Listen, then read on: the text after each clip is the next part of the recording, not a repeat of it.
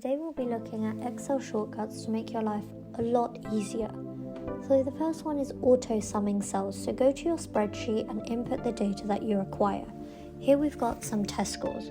So once I've done that, I'm going to select the cells that I want to sum and press Alt and equals on a PC, or if you're on a Mac, press Command Shift and T and the data will appear below. So the next one now is adding a background image.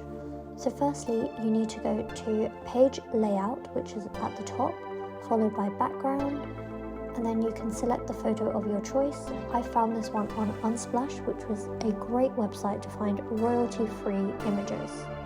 So moving on to the next one, date and time. Adding the date and time is actually very simple. So to add the date and time, type in equals now followed by an open and close bracket, and to enter the date only, you want to type in equals today followed by an open and close bracket, and once you click enter, all your data will appear.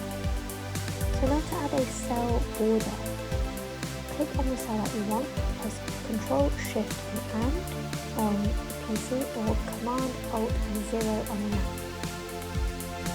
Thank you so much for watching. We hope you enjoyed. If you liked this video, make sure to give it a like and subscribe and check out our other tutorials. Thank you.